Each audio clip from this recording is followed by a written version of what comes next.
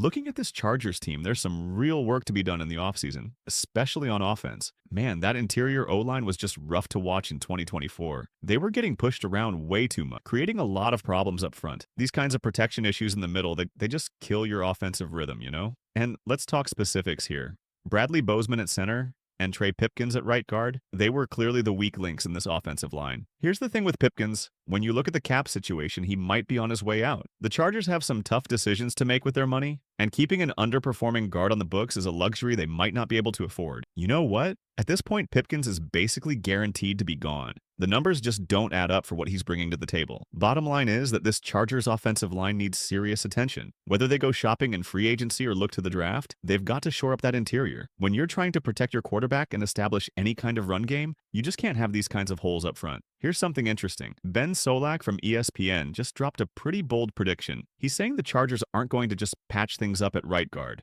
They're going to go big. According to him, they're looking to bring in one of those top-tier free agents to lock down that position. And honestly, looking at how much they struggled there last season, a major move like that would make a lot of sense. They will pursue a potential long-term starter at guard with a strong run-blocking background. Will Hernandez, Mekhi Becton, and Aaron Banks all make sense as free agent targets? Amongst the listed names, Becton is perhaps the most intriguing one. He's a guy who was picked 11th overall as a tackle, but made the switch to guard last year with the Eagles. And let me tell you, that move paid off. The numbers back it up too. PFF had him ranked as the 21st best guard in the league with a solid 75.2 grade. For a guy making that position switch, coming over from the Jets, that's pretty impressive. And when you look at Becton's tape, he's a force in the run game, which lines up perfectly with what Jim Harbaugh wants to do on offense. Now, are any of these guys going to be all pros? Probably not. But compared to what they got from Pipkins last year, bringing in someone like Becton would be a major upgrade. When you're rebuilding an offensive line, sometimes you don't need elite. You just need reliable, physical guys who can get the job done consistently. Looking at the big picture here, overpaying a bit for the right guard could be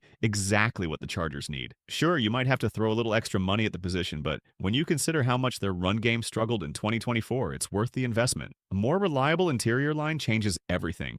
It opens up the run game, gives you better protection, and lets you really establish that physical identity Harbaugh is looking for. Now let's talk about Will Hernandez. After being drafted by the Giants in 2018, Hernandez really found his stride with the Arizona Cardinals. In 2024, he started the first 5 games at right guard before suffering a season-ending knee injury in Week 5 against the 49ers. Prior to the injury, Hernandez had been performing consistently and maintaining his physical presence in the run game. His run-blocking grade in 2023 was 73.3, ranking him among the top 20 guards in the league. Hernandez is known for his aggressive, physical style of play, making him a perfect fit for a Chargers team that needs to strengthen its run game and create a more dominant offensive line. His experience and ability to move defenders off the ball would be a reliable and stabilizing force on the interior. Next up is Aaron Banks. After being drafted by the 49ers in 2021, Banks has developed into a solid guard who's become a key part of their offensive line. In 2024, he played in all 17 games and earned a 74.1 overall PFF grade,